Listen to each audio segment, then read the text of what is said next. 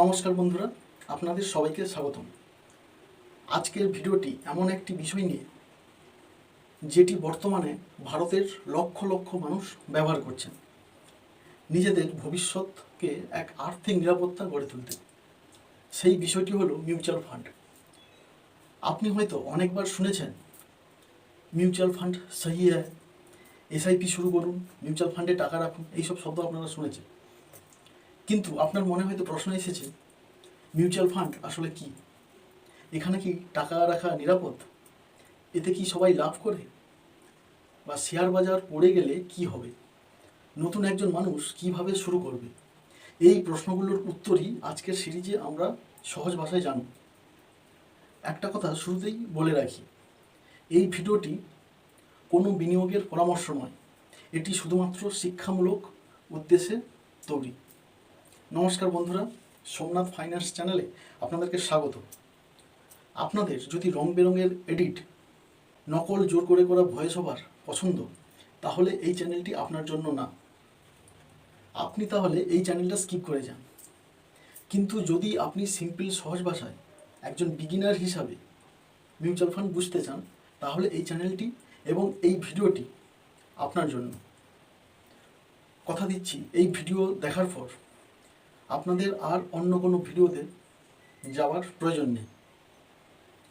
এই ভিডিওতে আপনি মিউচুয়াল ফান্ডের শুরু থেকে একদম শেষ পর্যন্ত পুরো কনসেপ্টটাই ক্লিয়ার করে বুঝতে পারবেন। তাহলে আর দেরি না করে চলুন শুরু করা যাক। প্রথমে বলি, টাকা শুধু সঞ্চয় করলেই কি যথেষ্ট? আগের দিনে মানুষ টাকা জমাতেন বাড়িতে, পরে ব্যাংকে। ব্যাংকে টাকা রাখলে নিরাপত্তা থাকে। কিন্তু একটি বিষয় লক্ষ্য করবেন, সময়ের সঙ্গে সঙ্গে জিনিসপত্রের দাম বাড়ছে। আজ যে জিনিস 100 টাকায় পাওয়া যায়, কয়েক বছর পরে সেটির দাম 150 বা 200 হতে পারে। এই দাম বাড়াকেই আমরা মুদ্রাস্ফীতি বা ইনফ্লেশন বলি। অর্থাৎ যদি আপনার টাকার মূল্য বৃদ্ধির চেয়ে কম হয়, তাহলে ভবিষ্যতে সেই টাকার ক্রয় ক্ষমতা কমে যেতে পারে। এই কারণেই অনেক মানুষ শুধুমাত্র সঞ্চয় নয়, দীর্ঘমেয়াদে বিনিয়োগ করার কথাও ভাবেন। এখন বলি, বিনিয়োগ বলতে ঠিক কী বোঝায়? বিনিয়োগের আসল মানেটা কি? বিনিয়োগ মানে হলো আপনার টাকাকে এমনভাবে কাজে লাগানো যাতে ভবিষ্যতে সেটি বাড়ার সম্ভাবনা থাকে। উদাহরণ হিসাবে, কেউ জমি কেনেন, কেউ সোনা কেনেন, কেউ ব্যবসা করেন, কেউ শেয়ার বাজারে বিনিয়োগ করেন, আবার অনেকেই মিউচুয়াল ফান্ডে বিনিয়োগ করেন বা করতে পছন্দ করেন। তবে মনে রাখতে হবে, সব ধরনের বিনিয়োগেই কিছু না কিছু ঝুঁকি থাকে। কোথাও লাভের সম্ভাবনা বেশি, কোথাও ঝুঁকি কম। তাই ঝুঁকি বুঝে সিদ্ধান্ত নেওয়া অত্যন্ত জরুরি। এখন আসল প্রশ্ন, মিউচুয়াল ফান্ড কী? মিউচুয়াল ফান্ড হলো এমন একটি ব্যবস্থা যেখানে হাজার হাজার মানুষের টাকা একত্রিত করে একটি বড় তহবিল তৈরি করা হয়। তারপর সেই অর্থ একজন পেশাদার ফান্ড ম্যানেজার বিভিন্ন ধরনের আর্থিক সম্পদে বিনিয়োগ করেন। যেমন বিভিন্ন কোম্পানির শেয়ার, সরকারি bond, corporate bond, money market instrument অথবা অন্যান্য অনুমোদিত সম্পদ। অর্থাৎ আপনি একা সব সিদ্ধান্ত নিচ্ছেন না, আপনার সঙ্গে আরও অনেকে বিনিয়োগকারীর অর্থ মিলিয়ে একজন বিশেষজ্ঞ তা পরিচালনা করছেন। একটি সহজ উদাহরণ দিই, ধরুন একটি গ্রামের 1000 জন মানুষ সিদ্ধান্ত নিলেন সবাই মিলে একটি বড় আম বাগান কিনবেন। কিন্তু একজনের পক্ষে পুরো বাগান কেনা সম্ভব নয়, তাই সবাই কিছু কিছু টাকা দিলেন। সব টাকা একসঙ্গে হলো। এরপর একজন অভিজ্ঞ ব্যক্তি সেই অর্থ দিয়ে ভালো আম বাগান কিনলেন এবং দেখাশোনা করলেন। যদি বাগান ভালো ফলন দেয়, তাহলে লাভ সবার মধ্যে তাদের অংশ অনুযায়ী ভাগ হবে। আবার যদি কোনো কারণে ফলন কম হয়, তাহলে তার প্রভাবও সবার উপর ভাগ হয়ে পড়বে। মিউচুয়াল ফান্ডের মূল ধারণাটাও, কনসেপ্টটাও অনেকটা এমনই। অনেক মানুষের অর্থ একত্রিত হয়ে বিভিন্ন সম্পদে বিনিয়োগ করা হয়। তাই অনেকের মনে প্রথম প্রশ্ন জাগে, সবাই কি একই জায়গায় টাকা বিনিয়োগ করে? যারা নতুন তাদের কথা বলছি, তাদের জন্য বলি না, এটাই মিউচুয়াল ফান্ডের অন্যতম বড় সুবিধা। ধরুন আপনার কাছে 5000 টাকা আছে, আপনি যদি নিজে একটি কোম্পানির শেয়ার কেনেন তাহলে সেই একটি কোম্পানির ওপরই আপনার ঝুঁকি নির্ভর করবে। কিন্তু একটি মিউচুয়াল ফান্ড হয়তো 50, 70 বা তারও বেশি কোম্পানিতে বিনিয়োগ করতে পারে। ফলে একটি কোম্পানির খারাপ ফল পুরো বিনিয়োগকে একইভাবে প্রভাবিত নাও করতে পারে। আর এটিকে বলা হয় ডাইভার্সিফিকেশান বা ঝুঁকি ছড়িয়ে দেওয়া। তবে মনে রাখবেন, এতে ঝুঁকি পুরোপুরি দূর হয় না। অনেকের মানে এও প্রশ্ন জাগে যে মিউচুয়াল ফান্ড কি শেয়ার বাজার? এখানে অনেকেই ভুল করে। মিউচুয়াল ফান্ড আর শেয়ার বাজার এক জিনিস নয়। শেয়ার বাজারে আপনি নিজেই সিদ্ধান্ত নেন কোন কোম্পানির শেয়ার কিনবেন বা বিক্রি করবেন, কিন্তু মিউচুয়াল ফান্ডে সেই কাজটি করেন একজন পেশাদার ফান্ড ম্যানেজার। নির্দিষ্ট বিনিয়োগ যে নিয়মকানুন সেটি অনুসরণ করে তারা। তাই দুটির মধ্যে সম্পর্ক থাকলেও দুটো এক নয়। এর পরবর্তী পর্বে আমরা জানব এমসি কি, ফান্ড ম্যানেজারকে বা সেবি এর ভূমিকা কী, ন্যাভ কীভাবে নির্ধারণ হয়, আপনার বিনিয়োগের টাকা বাস্তবে কোথায় যায়। তাই পরবর্তী পর্বটি অবশ্যই দেখুন। এই পর্বে প্রথমে আসি এএমসি কি। এএমসি এর পূর্ণরূপ হলো অ্যাসেট ম্যানেজমেন্ট কোম্পানি। সহজ বাজায় এমসি হলো সেই প্রতিষ্ঠান যারা মিউচুয়াল ফান্ড পরিচালনা করে। অর্থাৎ আপনি যখন কোনো মিউচুয়াল ফান্ডে বিনিয়োগ করেন তখন আপনার টাকা সরাসরি কোনো একজন ব্যক্তির কাছে যায় না। সেই অর্থ সংশ্লিষ্ট এএমসি এর পরিচালিত একটি নির্দিষ্ট ফান্ডে জমা হয়। আর এএমসি এর দায়িত্ব হলো বিনিয়োগকারীদের অর্থ সংগ্রহ করা, নির্ধারিত নিয়ম অনুযায়ী বিভিন্ন সম্পদে বিনিয়োগ করা, ফান্ড পরিচালনা করা, নিয়মিত রিপোর্ট প্রকাশ করা। প্রতিটি ফান্ডের একটি নির্দিষ্ট লক্ষ্য থাকে।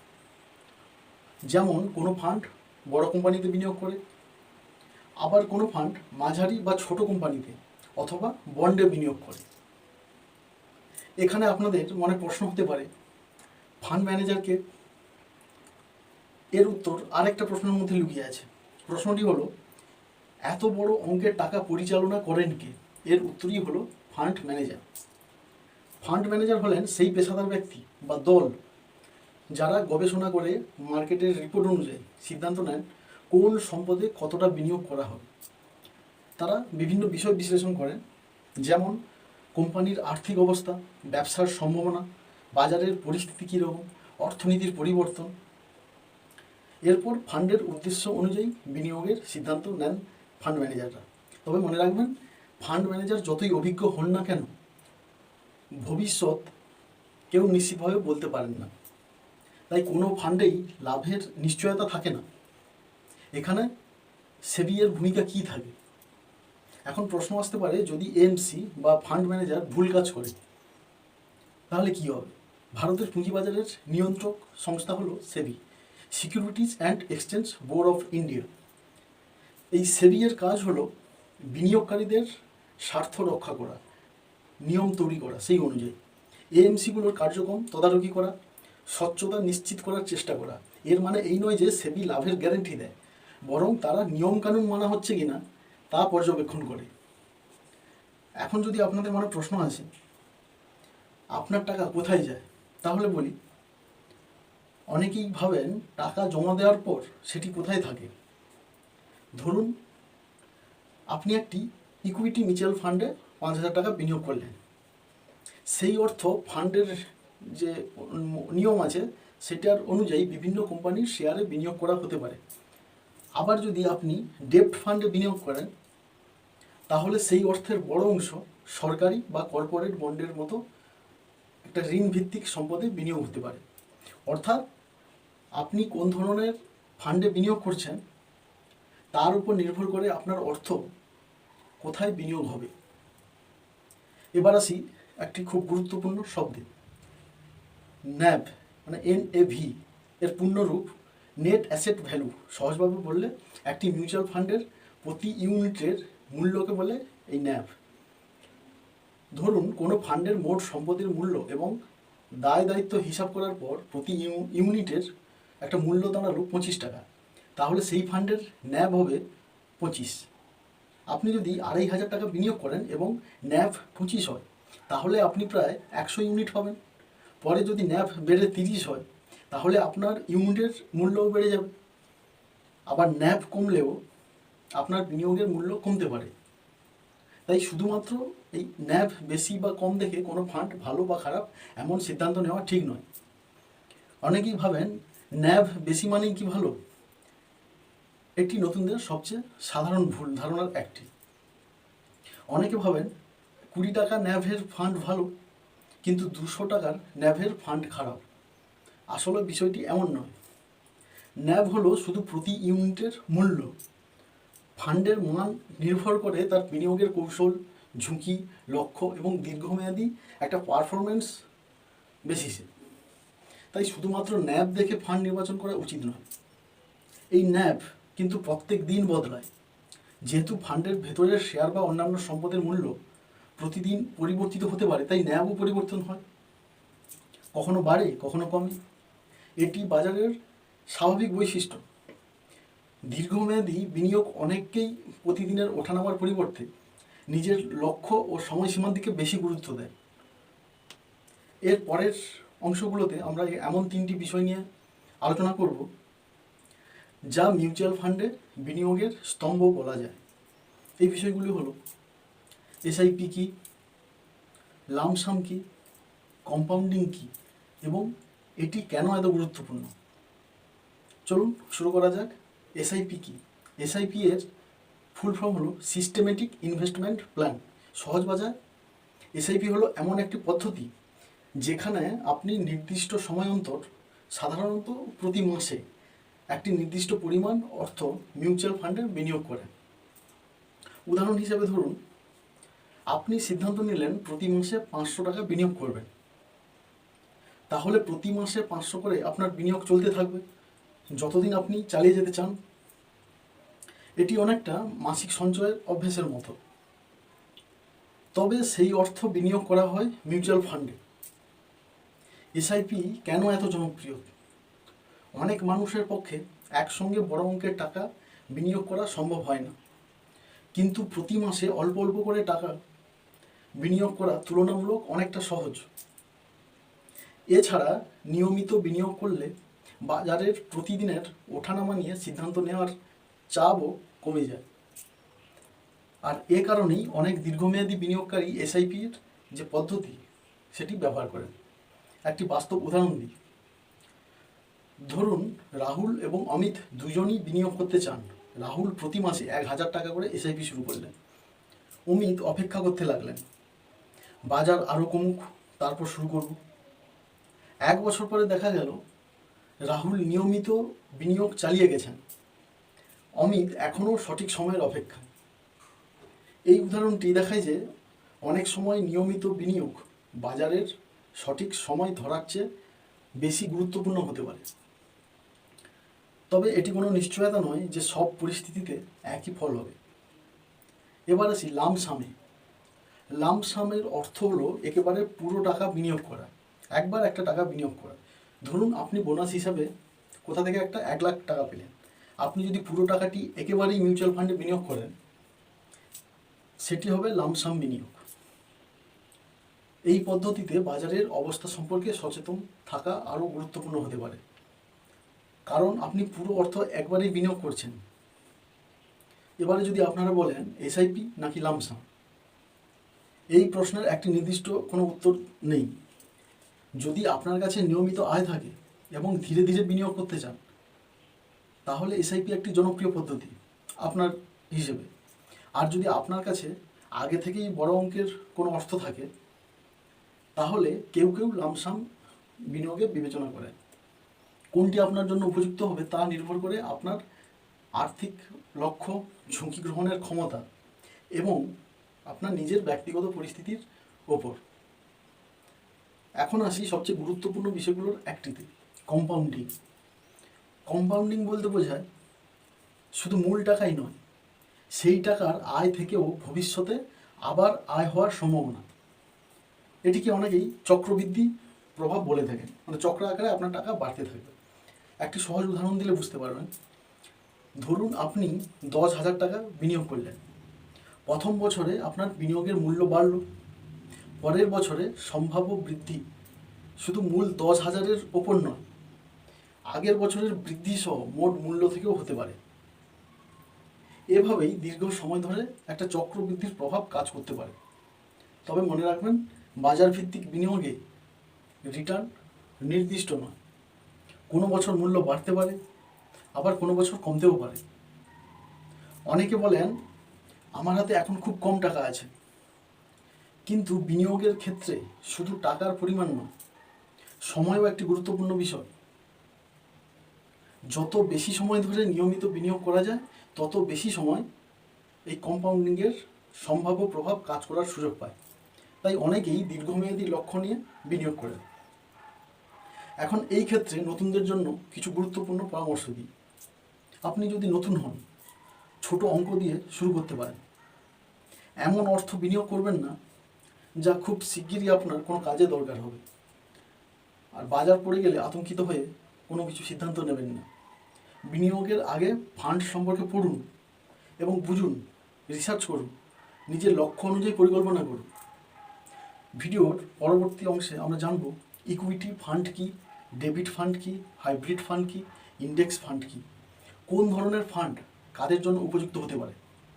এই বিষয়গুলো বোঝার পর মিউচুয়াল ফান্ড সম্পর্কে আপনার ধারণা আরও পরিষ্কার হবে।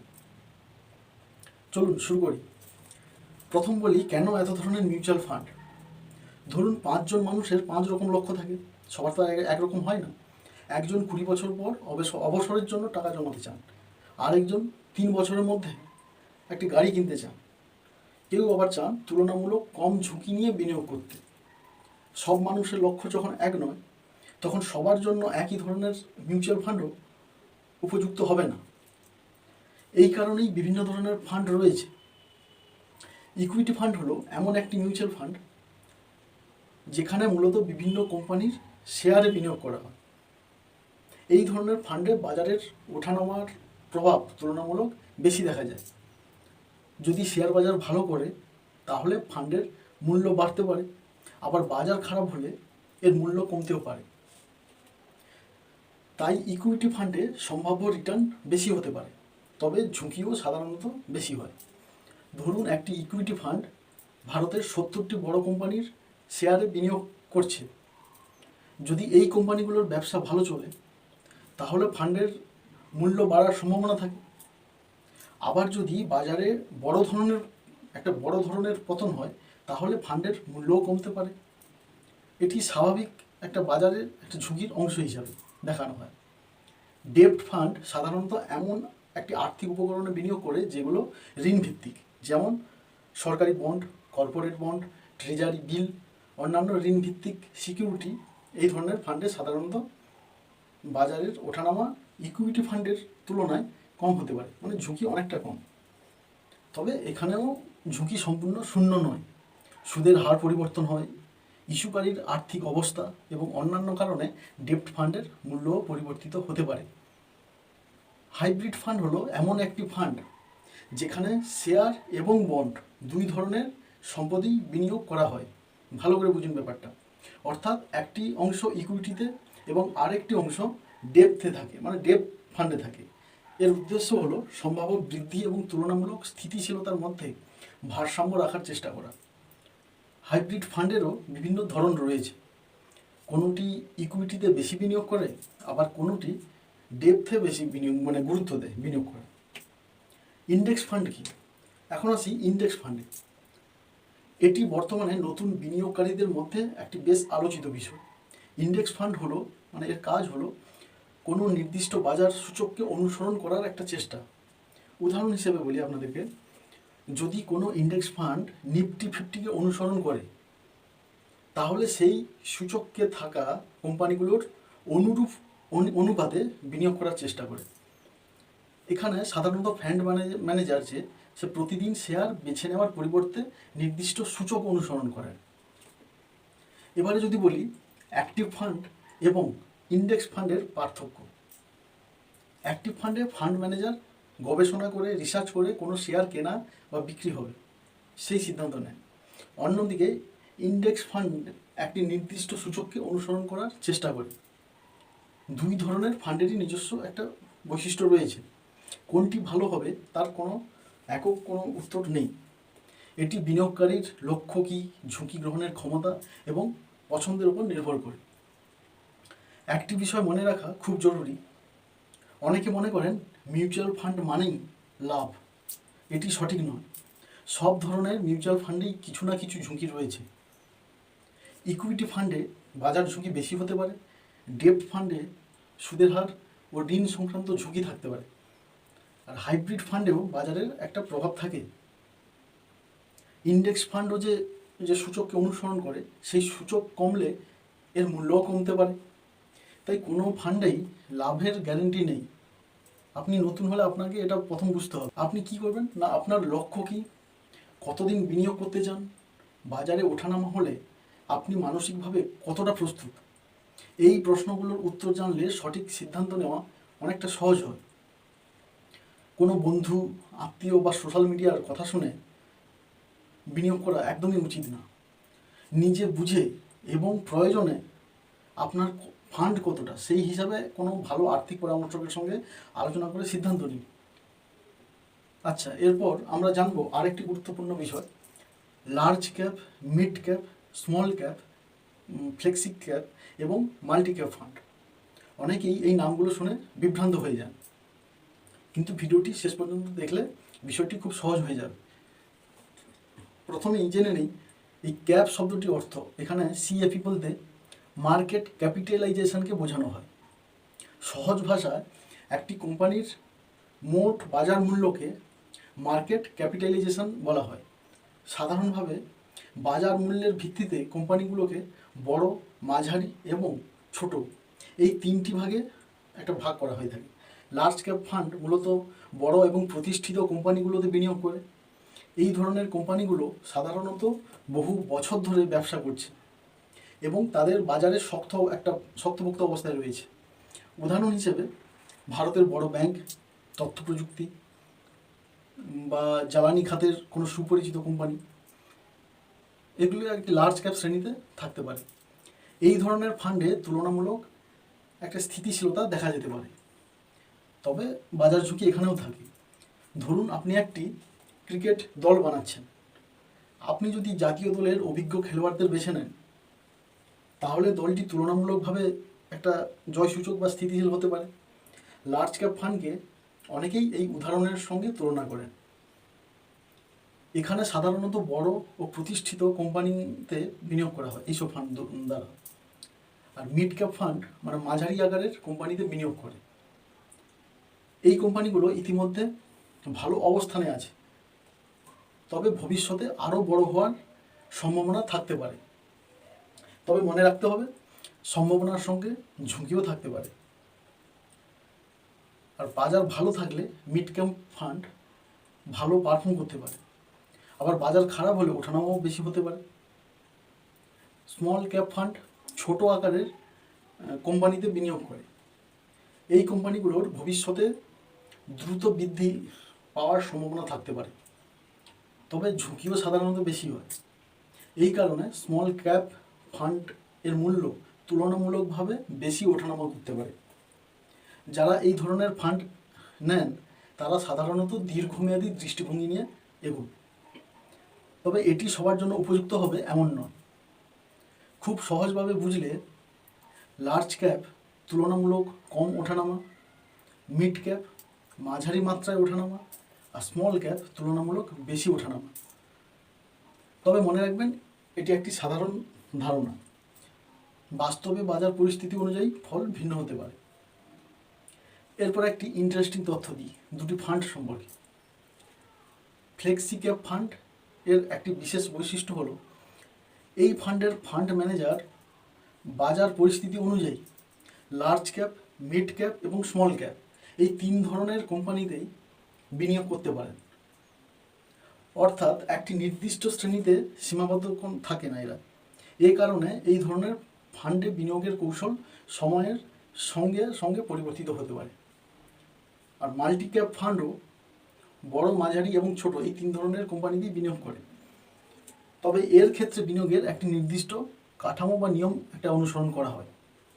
অর্থাৎ তিনটি শ্রেণীতেই বিনিয়োগ রাখা হয়, যাতে বৈচিত্র্য বজায় থাকে। এই দুটি যে ফান্ডের কথা বললাম, ফ্লেক্সি ক্যাপ ও মাল্টি ক্যাপের তাহলে পার্থক্যটা কোথায়? অনেকেই এই দুটি নিয়ে বিভ্রান্ত হন। সহজভাবে বললে ফ্লেক্সি ক্যাপ ফান্ড ম্যানেজারের বিনিয়োগ বন্টনে তুলনামূলক বেশি স্বাধীনতা থাকে, আর মাল্টি ক্যাপ ফান্ডে বড়, মাঝারি এবং ছোট কোম্পানিতে নির্দিষ্ট কাঠামো অনুযায়ী বিনিয়োগ বজায় রাখা হয়। অনেকে ভাবেন স্মল ক্যাপে সম্ভাব্য রিটার্ন বেশি, তাই শুধু স্মল ক্যাপেই বিনিয়োগ করব। এভাবে সিদ্ধান্ত নেওয়া ঠিক নয়। প্রথমে নিজের লক্ষ্য, সময়সীমা, মানে কত দূর পর্যন্ত আপনি চালাতে পারবেন এবং ঝুঁকি নেওয়ার মানসিকতা বুঝতে হবে, তারপর উপযুক্ত ফান্ড বেছে নেওয়া উচিত আপনাদেরকে। কোনো একটি ক্যাটাগরি সব মানুষের জন্য সেরা এমন নয়। এখন আমরা জানবো ডাইরেক্ট প্ল্যান কি, রেগুলার প্ল্যান কি, গ্রোথ অপশান কি, IDCW ইনকাম ডিস্ট্রিবিউশন কাম ক্যাপিটাল উইথড্র সেটি কি। চলুন শুরু করা যাক। ডাইরেক্ট প্ল্যান হলো এমন একটি মিউচুয়াল ফান্ড প্ল্যান যেখানে আপনি কোনো মধ্যস্থতাকারী বা মিডলম্যান বা ডিস্ট্রিবিউটরের মাধ্যমে নয়, সরাসরি অ্যাসেট ম্যানেজমেন্ট কোম্পানি মানে AMC এর প্ল্যানে বিনিয়োগ করবেন। যেহেতু এখানে ডিস্ট্রিবিউটরের কমিশন থাকে না, তাই এই ধরনের প্ল্যানে এক্সপেন্স রেশিও মানে ব্যয় সাধারণত তুলনামূলক কম হতে পারে। তবে এর অর্থ এই নয় যে ডাইরেক্ট প্ল্যানে সবসময় বেশি লাভ নিশ্চিত হবে। এটিও বাজারের ফলাফল অনুযায়ী পরিবর্তনশীল। রেগুলার প্ল্যানে আপনি সাধারণত কোনো ডিস্ট্রিবিউটর, ব্যাংক, ব্রোকার বা আর্থিক পরামর্শকের মাধ্যমে বিনিয়োগ করেন।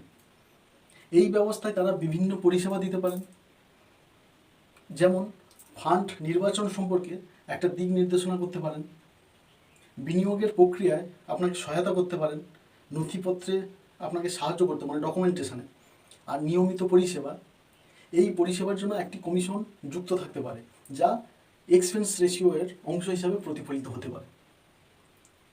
চলুন ডাইরেক্ট এবং রেগুলার প্ল্যানের পার্থক্য খুব সহজভাবে আপনাদেরকে বোঝাই। ধরুন আপনি একটি বিমানের টিকিট কিনছেন। একটি টিকিট আপনি সরাসরি এয়ারলাইনের ওয়েবসাইট থেকে কিনলেন, অন্যটি একটি ট্রাভেল এজেন্টের মাধ্যমে কিনলেন। দুই ক্ষেত্রেই আপনি একই বিমানে ভ্রমণ করছেন, কিন্তু কেনার পদ্ধতি আলাদা। মিউচুয়াল ফান্ডেও অনেকটা এই সেম ধারণাই প্রযোজ্য। আপনারা যদি বলেন কোনটি সবার জন্য ভালো, এর কোনো একক উত্তর নেই। যদি আপনি নিজে গবেষণা করতে স্বাচ্ছন্দ্য বোধ করেন এবং বিনিয়োগের বিষয়গুলো বুঝে সিদ্ধান্ত নিতে পারেন, তাহলে অনেকেই ডাইরেক্ট প্ল্যান বিবেচনা করেন। অন্যদিকে যদি আপনার পেশাদার সহায়তার প্রয়োজন হয়, একজন পরামর্শকের প্রয়োজন হয়, তাহলে কেউ কেউ রেগুলার প্ল্যান বেছে নেন।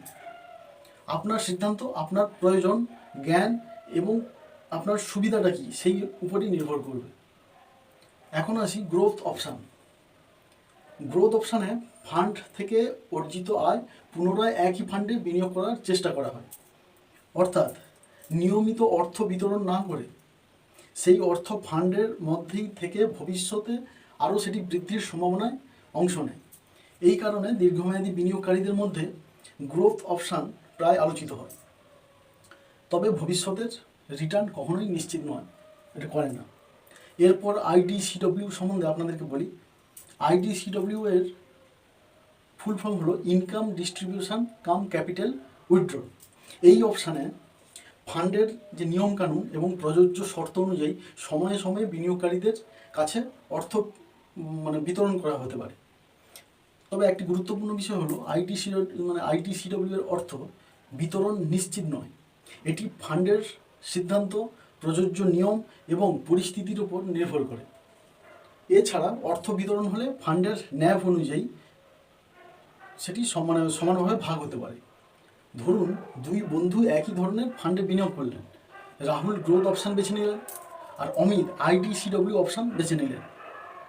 সময়ের সঙ্গে যদি IDCW থেকে অর্থ বিতরণ হয়, তাহলে অমিত সেই অর্থ হাতে পেতে পারেন।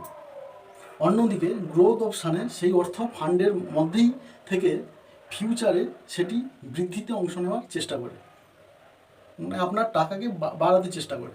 কোনটি উপযুক্ত হবে তা নির্ভর করে বিনিয়োগকারীর প্রয়োজন ও লক্ষ্য অনুযায়ী। অনেকেই মনে করেন IDCW মানেই অতিরিক্ত লাভ। এই ধারণা সঠিক নয়। IDCW আইডিসিডব্লিউ যে অর্থ বিতরণ করা হয় তা ফান্ডের সম্পদ থেকেই আসে, তাই এটিকে ফ্রি টাকা বা অতিরিক্ত আয় হিসাবে ভাবা ঠিক নয়।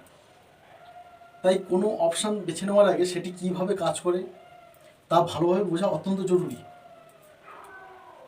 আজ আমরা এমন একটি বিষয় নিয়ে আলোচনা করছি যেটি অনেক নতুন বিনিয়োগকারী প্রথম দিকে গুরুত্ব দেন না। সেটি হলো মিউচুয়াল ফান্ডের খরচ বা চার্জেস। অনেকেই শুধু রিটার্ন দেখেন, কিন্তু একটি ভালো বিনিয়োগকারী সবসময় খরচের বিষয়টিও বোঝার চেষ্টা করেন। আজ আমরা ভিডিওর পরবর্তী অংশতে সেই এক্সপেন্স রেশিও কী, এক্সিট লোড কী বা আর্ম কী, আর কী কী চার্জ থাকতে পারে একটি মিউচুয়াল ফান্ডের পিছনে, চলুন শুরু করা যাক। অনেকেই ভাবেন মিউচুয়াল ফান্ডে টাকা রাখলে কোনো খরচই নেই। আসলে বিষয়টি তা নয়। একটি মিউচুয়াল ফান্ড পরিচালনা করতে বিভিন্ন ধরনের খরচ হয়, যেমন ফান্ড পরিচালনা, গবেষণা মানে রিসার্চ, আর তার প্রশাসনিক ব্যয় মানে ট্যাক্সের ব্যাপারটা, রেকর্ড সংরক্ষণের জন্য নিয়ন্ত্রক সংক্রান্ত কাজ, বিনিয়োগকারীদের পরিষেবা, এই ধরনের সব যে খরচ হয় সেই খরচের জন্য একটি নির্দিষ্ট ব্যয় ধার্য করেন। এটিকেই বলে এক্সপেন্স রেশিও। এক্সপেন্স রেশিও হলো ফান্ড পরিচালনার মানে একটি বার্ষিক ব্যয়ের হার। এটি ফান্ডের যে সম্পদ তার একটি ছোট্ট শতাংশ হিসাবে গণনা করা হয় এবং আলাদা করে আপনাকে বিল পাঠানো হয় না অবশ্য সেটি। এই ব্যয় ফান্ডের সম্পদের মানে মধ্যে থেকেই তাকে সমন্বয় করা হয়।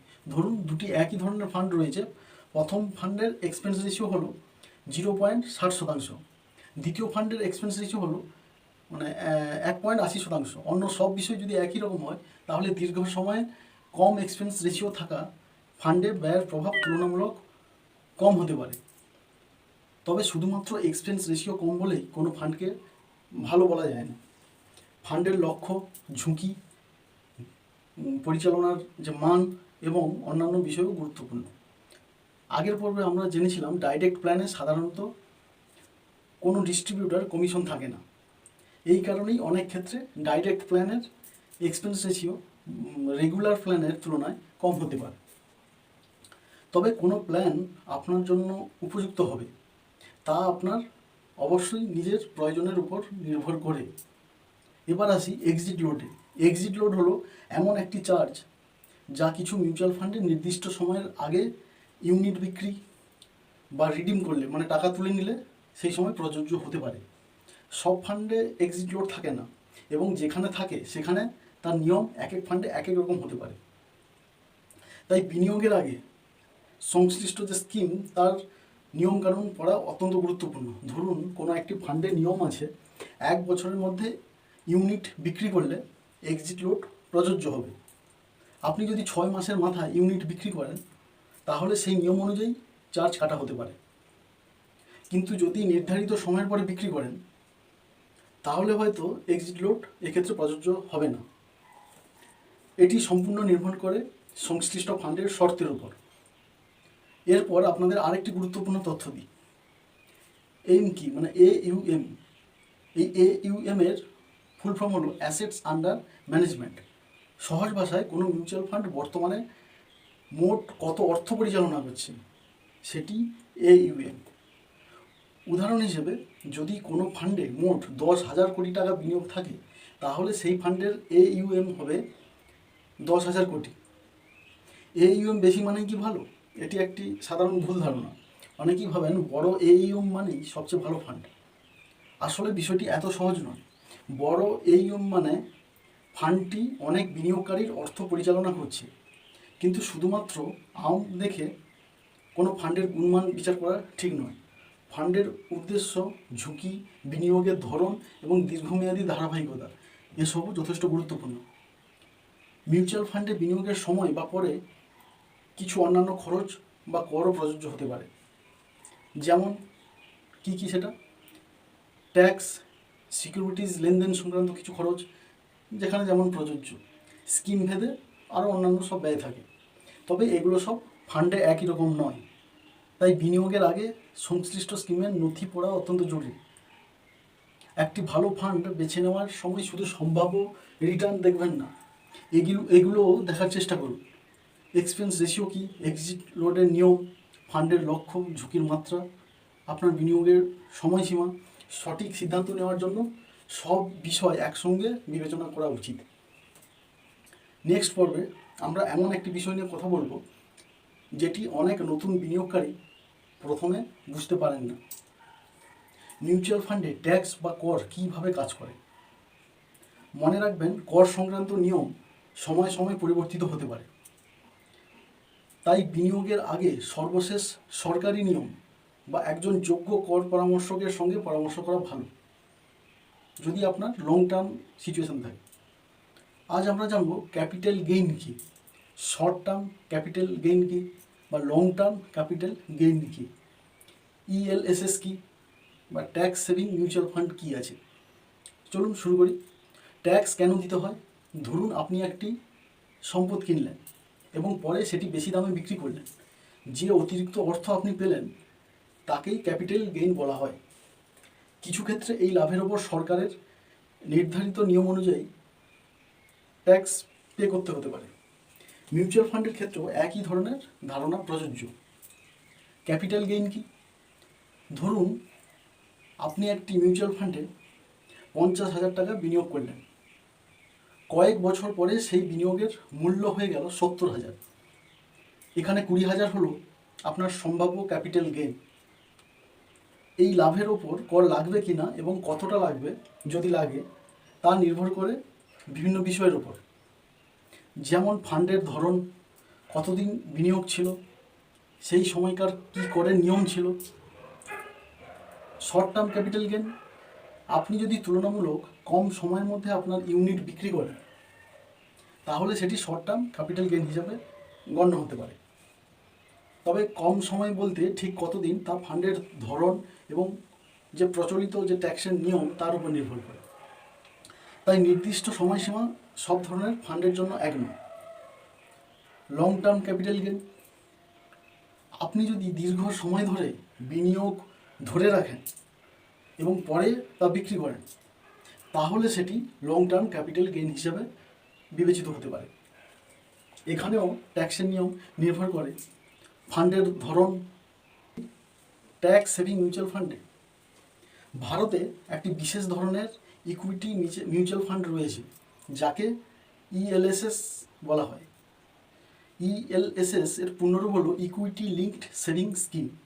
এই ধরনের ফান্ড নির্দিষ্ট শর্ত পূরণ করলে আয়কর আইনের নির্দিষ্ট নিয়ম অনুযায়ী করের সুবিধা পাওয়ার সুযোগ দিতে পারে। তবে এই সুবিধা আপনার কর ব্যবস্থা, যোগ্যতা এবং প্রচলিত ট্যাক্সের নিয়মের উপর নির্ভর করবে। ইএলএসএস এর বিশেষ বৈশিষ্ট্য হলো লক ইন পিরিয়ড, অর্থাৎ বিনিয়োগ করার পর নির্দিষ্ট সময় পর্যন্ত সাধারণত সেই অর্থ তোলা যায় না। এই লক ইনের সময়সীমায় যে আইন তা অনুযায়ী নির্ধারিত থাকে। তাই ইএলএসএসে বিনিয়োগ করার আগে নিশ্চিত হতে হবে যে এই সময়ের মধ্যে আপনার সেই অর্থের প্রয়োজন হবে না। ইএলএসএস কি সবার জন্য উপযুক্ত? এর উত্তর হলো অবশ্যই নয়। যদি আপনার মূল উদ্দেশ্য শুধুই কর সুবিধা হয় তাহলে আগে বুঝতে হবে আপনি আদৌ সেই সুবিধার জন্য যোগ্য কিনা। শুধু কর বাঁচানোর জন্য কোনো বিনিয়োগ করা উচিত নয়। এক্ষেত্রেও সেই একই, বিনিয়োগের লক্ষ্য, ঝুঁকি গ্রহণের ক্ষমতা এবং সময়সীমাও সমান গুরুত্বপূর্ণ। অনেকেই ভাবেন যে ফান্ডে সবচেয়ে বেশি রিটার্ন সেটাই কিনব, আবার কেউ শুধু কর সুবিধা দেখেই বিনিয়োগ করেন। এ দুটি পদ্ধতি ঝুঁকিপূর্ণ হতে পারে। বিনিয়োগের আগে এই বিষয়গুলো বিবেচনা করুন। বর্তমান আপনার আর্থিক লক্ষ্য কী? কতদিন ধরে আপনি ফান্ডে বিনিয়োগ করবেন? জরুরি প্রয়োজনে অর্থের দরকার আপনার হতে পারে নাকি? আপনি কতটা ঝুঁকি নিতে পারবেন? আপনার মানসিকতা কেমন? সোশ্যাল মিডিয়া বা ইউটিউবে অনেক সময় শোনা যায় এই ফান্ডে বিনিয়োগ করুন, নিশ্চিত লাভ হবে। এ ধরনের দাবি বিশ্বাস করার আগে সতর্ক থাকুন। মিউচুয়াল ফান্ড বাজার নির্ভর একটা বিনিয়োগ। এখানে লাভের যেমন সম্ভাবনা থাকে তেমনই ক্ষতির সম্ভাবনাও একটা থাকে। পরবর্তী পর্বে আমরা আলোচনা করছি একটি ভালো মিউচুয়াল ফান্ড কিভাবে নির্বাচন করবেন, কোন বিষয়গুলো দেখে বিনিয়োগ করবেন, পাস্ট রিটার্ন দেখে ফান্ড বেছে নেওয়া ঠিক কিনা, রিস্ক, ফান্ড ম্যানেজার, পোর্টফোলিও এবং অন্যান্য গুরুত্বপূর্ণ বিষয়। এটি পুরো সিরিজের সবচেয়ে গুরুত্বপূর্ণ একটা অধ্যায়। এখন আমরা পৌঁছে গেছি এই সিরিজের শেষ পর্বে। গত কয়েকটি পর্বে আমরা মিউচুয়াল ফান্ডের প্রায় সব গুরুত্বপূর্ণ বিষয় নিয়ে আলোচনা করেছি। এখন জানব কিভাবে একটি মিউচুয়াল ফান্ড নির্বাচন করার আগে কি কি বিষয় দেখা উচিত। মনে রাখবেন, এই ভিডিও কোনো নির্দিষ্ট ফান্ড কেনার পরামর্শ দিচ্ছে না, বরং একজন সচেতন বিনিয়োগকারী হিসেবে কিভাবে চিন্তা করবেন সেটাই আলোচনা করছি। নিজের লক্ষ্য ঠিক করুন। কোনো ফান্ড বেছে নেওয়ার আগে নিজেকে একটি প্রশ্ন করুন, আমি কেন বিনিয়োগ করছি?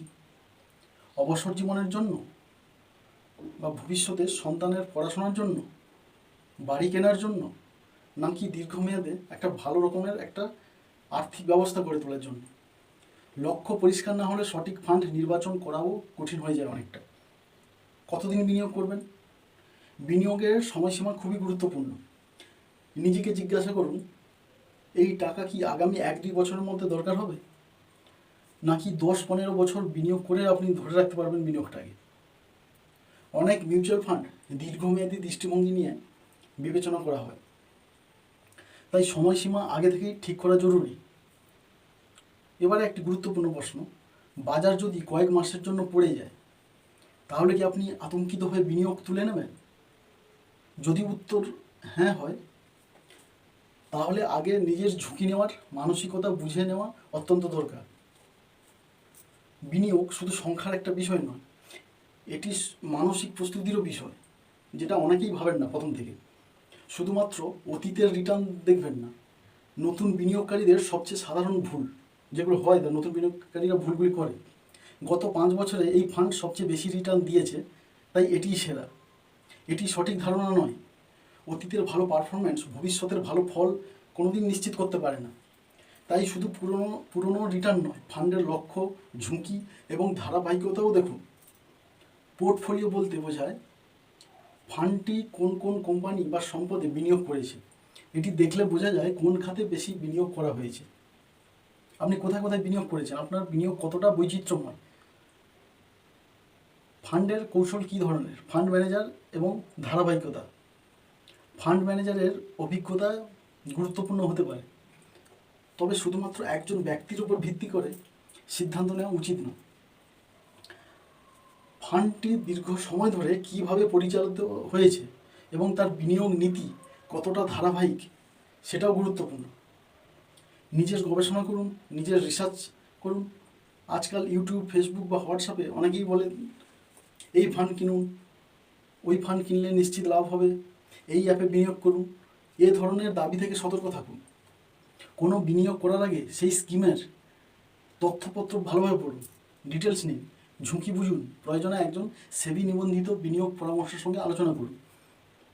আপনি যদি প্রথমবার মিউচুয়াল ফান্ডে বিনিয়োগ করতে চান, তাহলে সর্বশেষ এই 5টি বিষয় সবসময় মনে রাখবেন। 1. লক্ষ্য ছাড়া বিনিয়োগ করবেন না। 2. ধার নিয়ে কখনো বিনিয়োগ করবেন না। 3.